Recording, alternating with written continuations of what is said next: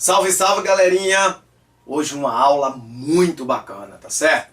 Saímos da nossa geometria plana e agora vamos passar para a geometria espacial. A aula de hoje envolve os poliedros, tá certo? E aí, como você está vendo, eu estou aqui com a mesa repleta de figuras espaciais para mostrar para vocês o que são poliedros e figuras espaciais que não são poliedros, tá certo? Então, para isso, eu vou primeiro definir para vocês o que é um poliedro. Bom, galerinha, um poliedro são sólidos, tá? Que tem como as suas faces lateralmente, né? Sólidos fechados, que tem em suas faces polígonos, tá? Polígonos que são figuras planas que estudamos, né? Quadrado, triângulo, retângulo, trapézio, enfim. Então, essas figuras, esses sólidos formados por esses polígonos, esse sólido fechado formado por esses polígonos, é chamado de poliedro. Então, por exemplo, esse sólido aqui, tá? Que ele é todo formado lateralmente por quadriláteros, tá? E aí eu tenho um exemplo dele, que seria, por exemplo, uma caixa de sapato, né? Que é exatamente esse poliedro aqui, ó. Tá vendo? Essa caixa de sapato formado, né, em suas faces por quadriláteros. Nesse caso são retângulos, tá? Eu também poderia ter como figura um poliedro esse jarrinho aqui, tá vendo, ó? E aí eu também tenho um poliedro que é formado exatamente lateralmente nas suas faces por quadrados, né, quadrangulares, ou figuras, um trapézio aqui, outro polígono quadrangular, né? Mas eu tenho também alguns corpos que não se enquadram nessa definição de um poliedro, como por exemplo esse copo, né? Por que ele não se enquadra na definição de um poliedro? Porque exatamente a nossa definição de poliedro diz que lateralmente nós temos sólidos formados por polígonos, certo? Por uma forma poligonal. Nesse caso, lateralmente, ele é formado por um corpo arredondado, tá? E aí, nesse caso, essa figura são chamados de corpos redondos, não são poliedros. Outro exemplo, esse depósito aqui. Note que lateralmente ele não é formado por figuras planas, né? Por polígonos planos, tá? E aí, por exemplo, esse jarro, tá? Tem uma forma muito bacana. A gente vai ver daqui a pouco, eu vou no GeoGebra e vou te mostrar a construção de sólidos chamados sólidos de revolução. Nesse caso, não é também um poliedro por ter um corpo redondo, tá certo? Pois bem, gente, uma bola de futebol, por exemplo, uma bola é um poliedro? Não, né? Não tem nas suas faces polígonos regulares, né? Ou não regular, claro, só tem um polígono, tá? Desse modo, gente, nós classificamos os poliedros, já temos a sua definição. Agora, e a nomenclatura desses poliedros? Como é o nome que se dá a ele, tá? Nós temos, antes de falar da nomenclatura, nós temos dois tipos de poliedro, assim como eu tinha em polígonos côncavo e convexo. A mesma coisa vai acontecer no poliedro. Nós temos poliedros convexos e temos poliedro o quê? Côncavo. A mesma definição como eu fiz nos polígonos, o poliedro convexo é aquele que, ao você pegar dois pontos no seu interior, esse segmento ele fica contido no polígono. Observe que um polígono convexo, né? Perdão, aqui é convexo e aqui é côncavo, tá? Observe que num polígono côncavo isso aqui não acontece. Por quê? Por exemplo, se eu pegar um ponto aqui e um ponto aqui, esses dois pontos estão dentro, tá certo? Do polígono, ao ligar esses dois pontos, esse segmento de reta está dentro do polígono, tá certo? Beleza. Mas se eu pegar um ponto aqui e um ponto aqui, ambos no interior desse polígono, o segmento de reta que os une necessariamente não estará dentro do polígono. Assim é onde aparece a concavidade, tá certo? Os polígonos côncavo, nós não vamos estudá-lo, vamos deixá-lo meio que de lado. Nós vamos estudar os polígonos convexos. Neles podemos dar nomes e tudo mais, tá certo? E fazer algumas relações entre os seus elementos. Tá, então como eu estou te falando, os nomes de um poliedro dá-se pelo número de faces, tá? Eu tenho um aqui bem pequenininho, felizmente eu não consegui fazer um grande, mas deixa eu ver se eu consigo deixar bem visível aqui para vocês. Esse é o menor poliedro que a gente pode fazer, tá certo? É um poliedro formado por 1, 2, 3, 4 faces, tá certo? Ele é o chamado tetraedro. É o menor poliedro que nós podemos formar. Assim como um polígono, o menor que nós podemos criar é o triângulo, né? Então aqui o menor poliedro possível de ser feito, o nosso tetraedro. Bom, aí vai se aumentando mais. O tetra, ele tem 4 lados. Eu tenho um aqui que tem 6 faces. 2, 4, 6. E aí o nome desse é o hexaedro, tá certo? São polígonos que nós temos que dão as suas formas, tá? O nosso livro, ele tem o formato de um hexaedro também, pois ele também tem 6 faces. 1, 2, 3, 4, 5, 6. E as faces são todas retangulares, né? Quadrangulares, tá bom? E aí eu tenho várias formas de polígonos, né? De poliedros. Esse daqui também é um poliedro muito conhecido, tá vendo? Ó?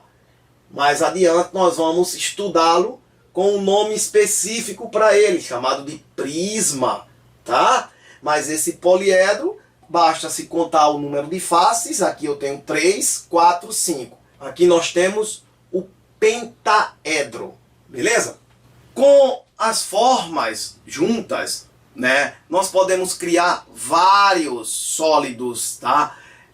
Várias figuras sólidas. Olha essa daqui, tá? Figura aqui eu encontrei aqui em minha casa, formado também por polígonos, tá?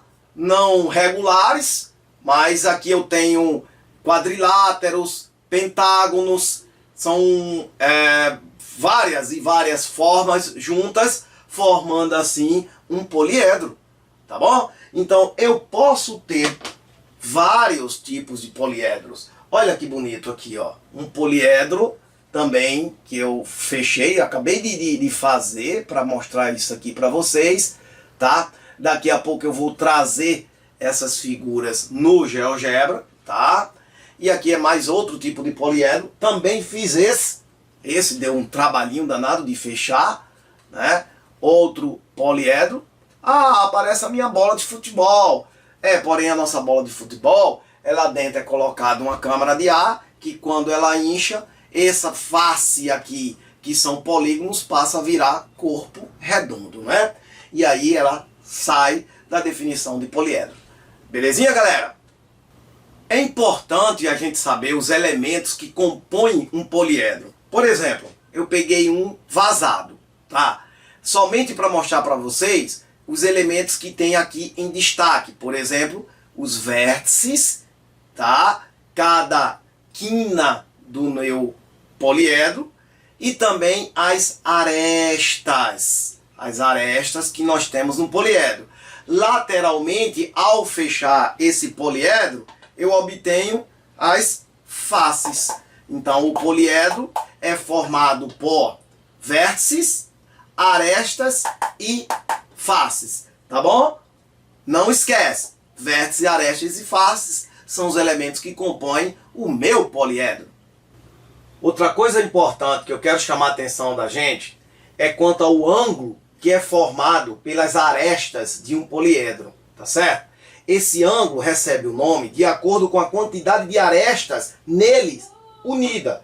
Como por exemplo, esse daqui, ele é formado por uma, duas, três arestas. Então esse ângulo aqui, deixa eu botar com meus dedos, ele é chamado de ângulo triédrico, tá certo? Mas nós temos ângulos, que é um ponto de encontro das arestas, formado por mais arestas. Por exemplo, na pirâmide de base quadrangular, encontra lá no seu vértice, né, nesse topo, 1, 2, 3, 4 arestas, tá certo?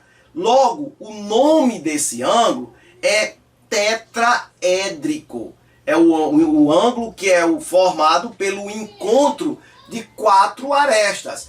Eu posso ter ângulo formado por 5, pentaédrico, por 6 arestas, hexaédrico. Basta a gente pegar alguns elementos, como por exemplo, essa figura aqui, tá certo?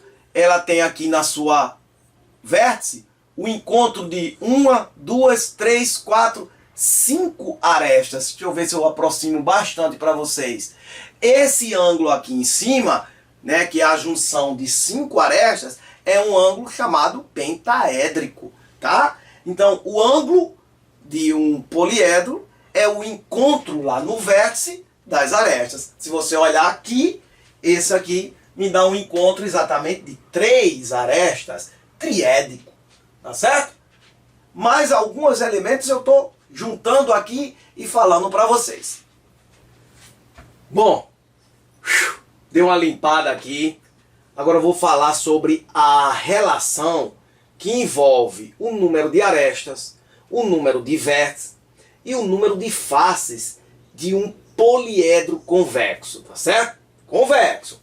E aí, essa relação, ela é chamada de relação de Euler, ou também conhecida como relação de Euler, tá? Eu botei 3 exemplos aqui, que é para a gente assimilar a partir desses 3. Peguei o tetraedro, o hexaedro e o octaedro, respectivamente 4, 6 e 8 faces, tá certo? E aí a gente vai contar com isso, em cada poliedro desse, o número de vértices, o número de faces e de aresta, e ver que relação existe entre esses elementos aqui, tá bom? Primeiro, vamos para o tetraedro, que eu já mostrei para vocês, é o menor poliedro que a gente consegue fazer. Tá aqui ele, pequenininho aqui, trazer para você o tetraedro. Vamos contar os seus elementos? Então vamos lá. Número de vértices é as quinas, tá certo? Embaixo tem 3, em cima tem mais uma. Então nós temos como vértices 4 vértices. Número de faces, lateralmente aqui em cima tem 3, embaixo tem mais uma, tá vendo? Ó, 1, 2, 3, né? Mais uma, 4. Então, número de faces, 4. E número de arestas, eu vou contar por aqui, tá melhor. Ó, 1, 2, 3, 4, 5, 6. É porque embaixo tem 3 e sobe mais 3. Então, o número de arestas são 6. Tá certo? Vejam que interessante que se eu somar o número de vértices com o número de faces, lá, 4 mais 4, eu tenho 8 vértices e faces, dá o número de arestas mais 2. Veja se isso é verdade. 8 é 6 mais 2. Bateu, tudo bem. Seria alguma coincidência? Vamos ver com o hexaedro, por exemplo. E aí, tenho aqui o meu hexaedro. Vou fazê-lo maiorzinho para ficar melhor, né? Então vamos pegar ele aqui vazado, inclusive. O hexaedro já sei que tem 6 faces, número de faces 6 já está lá contado, tá certo? De acordo com o nome, eu já tenho também a quantidade de faces, né? Agora, número de vértices. Vamos contar os vértices? Fácil, ó. Embaixo eu tenho 4, em cima eu tenho mais 4. Número de vértices são 8. 8 vértices. E agora vamos contar as arestas. Olha aqui, ó. Embaixo, 4 arestas, não é verdade, ó? Em cima, mais 4, 8. Lateralmente, mais 4, 12. Então, número de arestas, 12. Agora vamos somar vértices com faces. Quer dizer, 8 mais 6, 14. Vértices mais face. Será que isso é o número de aresta mais 2? 12 mais 2. Bateu mais uma vez. E agora vamos testar com o octaedro. Vamos lá. Infelizmente o octaedro eu só tenho bem pequenininho, tá certo? Aí eu vou aproximando. No octaedro, pelo nome, 8 faces. Então já tenho o número de faces 8. Número de vértices, aí a gente vai contar as quinas, tá certo? Deixa eu chegar bem pertinho aqui de você. Ó, aqui eu tenho 4 quinas, não é verdade? 5, 6. Belezinha comigo, ó. 4, 5, 6. Então, vértices eu tenho 6. E arestas, eu vou contar ali e vou contar aqui também. Arestas, vamos lá. Dá pra ver ali, dá pra ver aqui? Olha só, em cima, é só você contar. Tem, ó, 1, 2, 3, 4. 4 em cima, 4 embaixo. 8. E temos as laterais aqui, ó, mais 4. Então eu tenho no total 12 arestas. Notem que o número de vértices com face 6 mais 8 é 14. É o número de arestas 12 mais 2. Isso sempre é verdade nos poliedros convexos? Sempre. Euler provou que o número de vértices mais faces dá exatamente o número de aresta mais 2, criando assim a relação chamada relação de Euler ou a relação de Euler. E aí eu vou escrevê-la aqui em cima. Como é que é essa relação? V mais F é igual ao número de aresta mais 2. Que lindo! Sabe o que essa relação diz?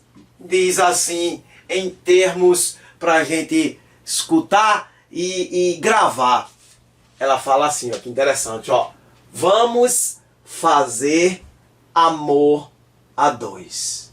Tá certo? Relação de, olha, deixa eu vir para cá. Vamos fazer amor a 2. Vértice mais face tem que ser igual ao número de aresta mais 2. Então não adianta você, por exemplo, pegar vários polígonos, por exemplo, quadrados, triângulos, tentar juntar e fechar a fim de fazer um poliedro. Não, isso nem sempre vai ser possível. Será possível se essa relação for obedecida. Para todos os poliedros, a relação de Euler tem que ser obedecida. Tá joia? Vou trazer aqui um exemplo, como é que eu utilizo isso. Tá? Aguenta só. Bom, então para finalizar, eu trouxe um exemplo aqui de como utiliza-se a relação de Euler, né? Eu já fiz aqui para vocês, já mostrei para vocês a relação envolvendo o número de arestas, de vértices e faces, né? Vamos fazer amor a 2 em 3 poliedros, né? Mas aí, para você ter ideia do que eu quero falar, é a dificuldade que a gente tem de contar alguns elementos de um poliedro que ele está não fechado, como aqui, formado, mas ele planificado, por exemplo. Esse aqui, tá? O próprio hexaedro, é o cubo, né? O cubo foi que eu fiz, rasguei ele todinho e o abri, né? Isso aqui é chamado de planificação do sólido, tá certo? E aí nós temos um problema bem grande nessa planificação. Por exemplo, se eu pedisse para você contar aqui quantas arestas tem ou quantos vértices esse sólido vai ter, tá certo? Vai ter quando eu fechá-lo, tá certo? Ele está planificado. Quando eu fechá-lo, quantas arestas e quantos vértices ele vai ter? Fáceis não precisa. Fácil já dá para ver que ele tem 1, 2, 3, 4, 5, 6. Tranquila. O problema é vértices e arestas. Esse é o problema, tá certo? Mas aí nós temos como solucionar. Porque vejam só, cada face que nós temos, as faces, elas vão ser chamadas assim, faces quadrangulares. Então eu vou indicar pelo F4, né? Cada face dele é quadrangular. E no total são 6. Vocês concordam comigo? Até aí não tem nada de problema. Cada face quadrangular, ela possui 4 arestas. Concorda? Não é verdade? Como são 6 faces quadrangulares, então eu teria 24 arestas em cada face isoladamente. Tá entendendo? Essa aqui tem 4. Se eu fizer mais outra face aqui, tem mais 4. Se eu fizer mais outra face aqui, tem mais 4. Como são 6, o total de arestas seria 24. Mas você está vendo que aqui não tem 24 arestas. Tá certo? Onde que está o problema? O problema está que cada face, elas vão se colar uma com a outra para poder formar o sólido. Aqui eu estou com os quadradinhos isoladamente. O que é que eu vou fazer com eles? Colar, sair juntando e a partir daqui fechar, né? Vou fechar esse aqui com esse e a tampa e depois eu fecho aqui, pá, formando assim o meu sólido. Vou mostrar isso na próxima aula, como eu planifico um sólido e como eu fecho no GeoGebra. Não se preocupa não, só na próxima aula, não sei se dá tempo para eu fazer isso agora. Mas aí o que acontece quando eu pego as faces quadrangulares e as junto? Sabe o que acontece? Essa aresta daqui, ela vai colar com essa daqui. Por exemplo, aqui eu só tenho uma aresta, mas antes, sabe quantas eu tinha? 2. Concorda? Eu tinha 2 arestas. Uma desse daqui e a outra desse outro. Mas elas juntaram-se, dando origem apenas a uma, quando eu colo as faces, entendeu? Portanto, o que acontece quando eu conto a quantidade de arestas individualmente em cada face? Dá o dobro da quantidade normal, entendeu? Então o que é que vai acontecer, gente? Temos uma relação entre a quantidade de arestas e o número de faces, tá certo? Qual o número de faces, tá? Ela é todas quadrangulares e a quantidade de arestas que eu vou fazer individualmente me dá o dobro da quantidade de faces, que são todas o quê? Quadrangulares. Então são 6 faces quadrangulares. Entenderam? Sempre quando se conta todas as faces, né, nós temos a quantidade, nós vamos obter o dobro da quantidade de arestas. Muito bem, então vejam só. O dobro da quantidade de arestas são 6 vezes cada face quadrangular. Mas cada face quadrangular tem quantas arestas? Tem 4, né? E aí, olha só que interessante, ó. O dobro é 24. Assim, o número de arestas é quanto? 12. Ah! Espera só. Só para você ter certeza aqui comigo. Conta quantas arestas tem. Embaixo, 4. Em cima, mais 4. Lateralmente, mais 4. 4, 8, 12. Número de aresta, 12. Número de face, a gente já sabe que é um hexágono. Número de face, 6. Então vejam só. E agora o número de vértices? Ah, por que eu não contei o número de vértices? Assim, Helder, ó.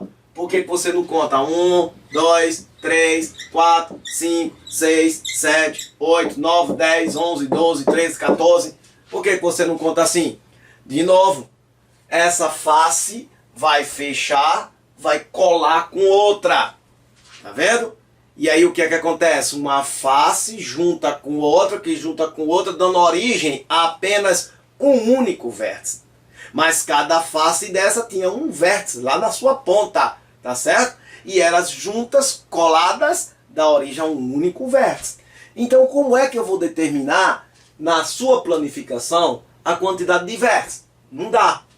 Então o que a gente faz? Usa a relação de Euler. Então ao que diz a relação de Euler, diz assim, ó. Vamos fazer amor a 2. O número de vértices mais o número de faces é o número de arestas mais 2. Ora, o número de arestas são 2.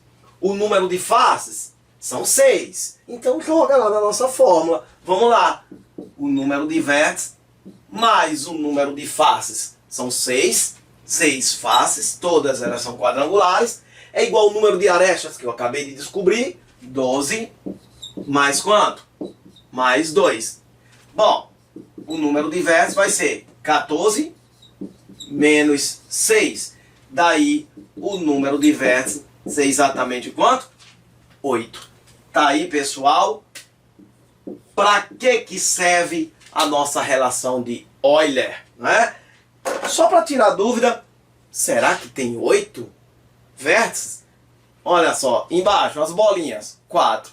Em cima, mais 4, 8. Tá feita aí a nossa relação de Euler. Tem uns exercícios que eu vou indicar para vocês. Na verdade, eu vou começar a fazer e depois eu vou deixar para que vocês façam também, tá certo? Vou propor alguns exercícios aí para que vocês desenvolvam essa habilidade. Valeu, até a próxima aula.